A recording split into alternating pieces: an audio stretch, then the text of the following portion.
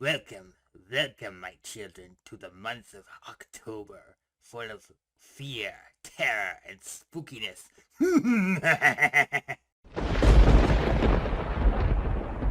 Anyway, I am Lord Deadponic, and with me is Lady Byron, as always.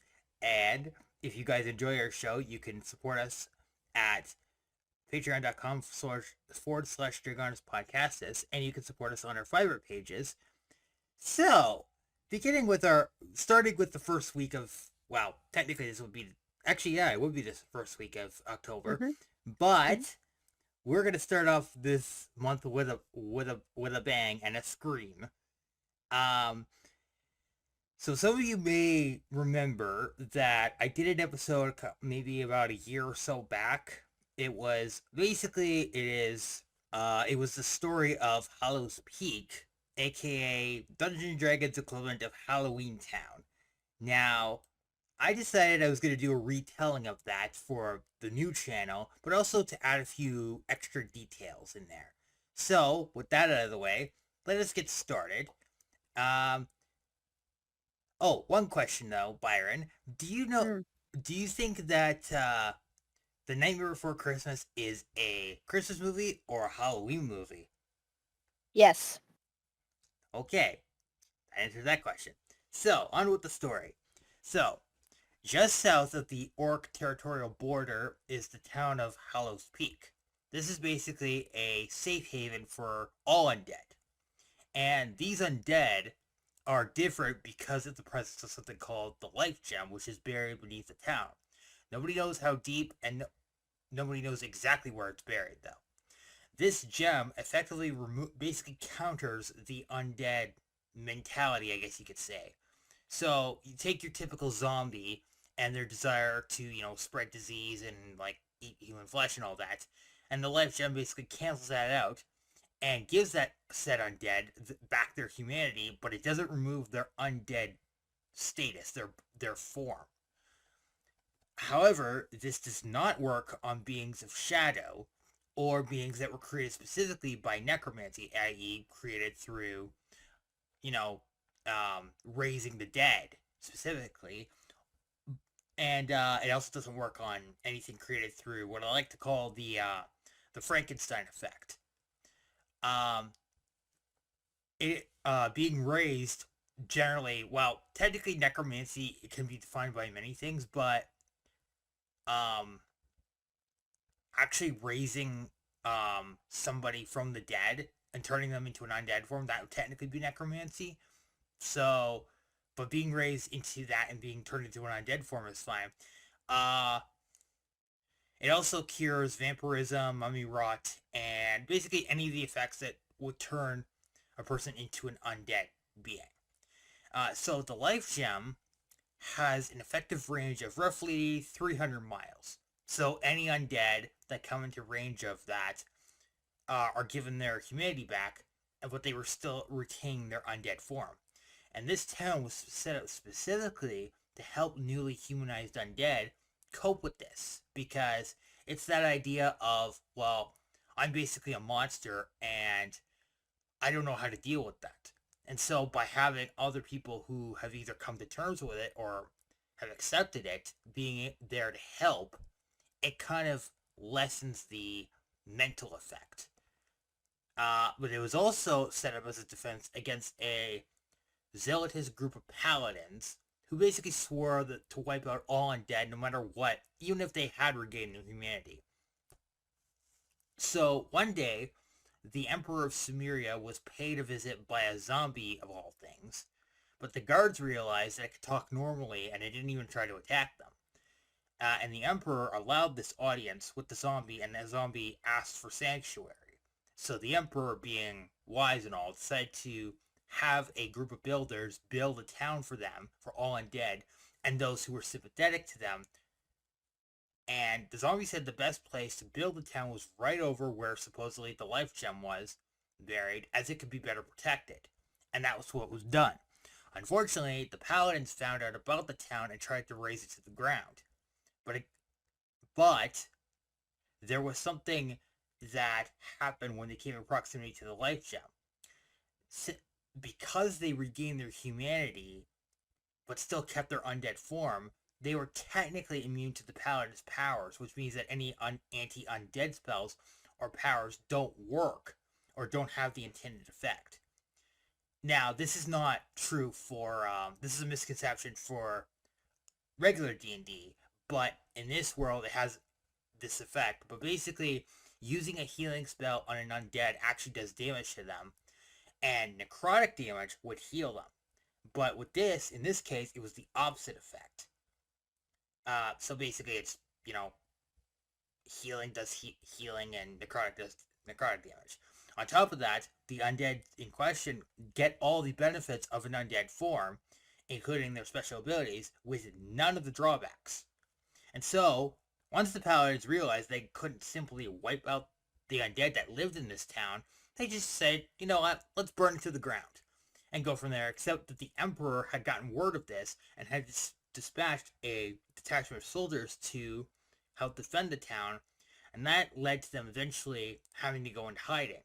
Now, as for the townsfolk, they managed to heal from the attack, but it proved that there were always going to be people who saw undead who could walk and talk normally with some level of prejudice. So they proposed the idea to allow some of the living and some of the city from some of the regular old cities to live with them as a way to strengthen relations and to prove that, regular living and undead can live together. And this ended up working a lot better than they hoped.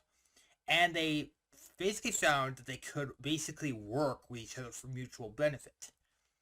So, talking about the denizens, for the most part, Hallows Peak is home to your standard run-of-the-mill undead.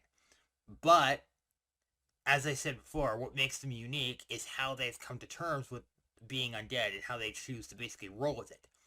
So, for example, the zombies. There's this running, I guess you'd call it gag or joke, that their arm sometimes falls off, and they just pick it up, put it back in, and go about their day. Sometimes their eyes or just any random body part just falls out of its socket for no apparent reason, and they just put it back in and just go along their day, and there's no grossness behind it. The skeletons are weird because I'm going to tell a really bad joke here, but a skeleton walks into a bar or tavern. He goes up to the barkeep, and the barkeep says, "What do you have?" And the skeleton says, "I'll have a drink and a mop." Nice. Yeah, that's a terrible joke. But anyway, so the skeletons, they use their heads to play bowling. It's hilarious, but it kind of raises the question of how they don't get dizzy. And they also like to make a lot of skeleton puns. They like pulling out their arm and saying, "I got a bone to pick with you." And they also use their arms as bats when they play baseball, which is very strange. I don't know how that works, but so next up is the vampires. The vampires are, for the most part, they have a semi-working relationship. They set up something where people can actually donate blood to help sustain the vampire ecosystem. They actually have a cattle farm, which is set up because it turns out that cattle blood from, say, a cow or a pig is actually richer in nutrients. And they also occupy the important positions like teachers, doctors, and most importantly, they act as night watchmen because they can function at night. They sleep. They're basically pretty much super nocturnal. Sleep during the day, work the jobs at night. But during the day, if they choose to take on a day position, they have special offices and classrooms set up so that they won't be affected by sunlight. Next up is the ghosts. So these guys are very interesting because they have this really weird hobby. They like to put on puppet shows or stage plays, but since they don't technically have a corporeal form, they can't really act, and they end up scaring a lot of the denizens. So what they do is they actually have people that they can briefly possess for the duration of the performance, and in between scenes, they can exit the host to give him a break and get a chance to drink some water and grab a bite before the next scene. The most famous of these ghosts is Slimer, who is the big, lovable goofball Though, don't let him near Bill Murphy. It always ends badly. Slimer acts kind of like an impromptu sheriff and keeping the ghosts for the most part in line. Now, I did a little bit of research, so I didn't know that will-o-wisps are actually undead, but so apparently they're also a Pokemon, so take that as you will. But the will-o-wisp actually acts as floating town lampposts, and they help denizens get home safely during the night. And they kind of remind me a little bit also of the Luna Stars from Super Mario a little bit. Then you got mummies, who are very interesting, since the mummy rot thing tends to be a problem. But thankfully, they act as city guard, and they can control the mummy rot and the other abilities. And they sleep in like mini pyramid tombs. And they also sometimes you'll have like a kid who's like, I want my mummy, and it's like, wait, are you talking about your mom or the mummy over there? Then you got the banshees. They act as town criers and alarms. So if there's an attack imminent or a murder is taking place, the banshee will wail in order to summon the town guard and always make sure that they always make sure that there's no living folk around because it always ends badly. And then you've got the Death Tyrants, aka basically undead beholders. They're the city police officers, since they have various eye rays that they can use to deal with evildoers. They tend to go for the non-lethal options first because using the death threat is always the last resort. And they're in charge of the Death Knights, who kind of act as their muscle since Death Tyrants don't have hands. And then finally, you have the Liches, who act as council advisors to the mayor. And sometimes they're even like clerics, despite the requirements for that. And they usually would have to go to a church or a temple and have the head priest there grant them clerichood, and they have to prove that they have some level of humanity in them. So I've saved this little bit for last because I wanted to keep this as a bit of a surprise. But the mayor of Hallows Peak is none other than Michael Jackson himself. So whenever a tourist or a group of adventurers comes into town, MJ is always there in his like Thriller zombie makeup, and he always greets them personally with the Thriller zombie dance, which is both ridiculous and weird at the same time. And for some reason, anybody who comes into town, they're just kind of struck that zombies are able to do this, and also zombie Michael Jackson can still do the moonwalk. Yeah, they're they're a very strange. There is basically Halloween Town, except even it's even funnier. Um, except not every day is Halloween to them, and they don't make a habit of like scaring the chickens out of the regular folk. But yeah, that's Hallows Peak. What are your thoughts before we wrap up? Yeah, it's fun, interesting to have, a place where the undead are not considered monsters, but they are regular denizens, they live, they work, they go to school or do whatever, and it's a really fascinating concept. I think the funny thing is that I actually when I created Hallows Peak, I was actually rewatching Nightmare for Christmas. I was actually Mm. watching the This Is Halloween song, and it got me the idea. Well, there's a bunch of undead here that are basically they treat every day as if it's Halloween. So why don't I create something similar, except give it that level of nuance that um is just there. And also, if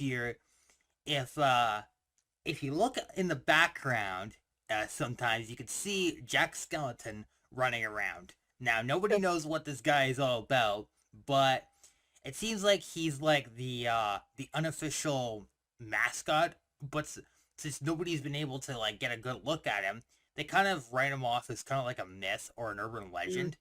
Mhm. And sometimes, uh, weird other weird things happen. Like for example, um, like Gordon Ramsay himself, despite the fact that the undead, well, they can technically eat, but they have a very like specific diet that they follow. And Gordon he actually set up a restaurant in Hollow's Peak, and one of the and he actually has like undead as chefs and like in management positions, and he's actually quite sympathetic towards them in a way. Um, yeah, but other than that, that's Hell's Peak. And this is how we're kicking off October. Next week is going to be a doozy, and since we're going with the undead theme, yeah. So stay tuned for that, and well, whatever you do, don't forget to turn off the light. Just remember there is a monster under the bed.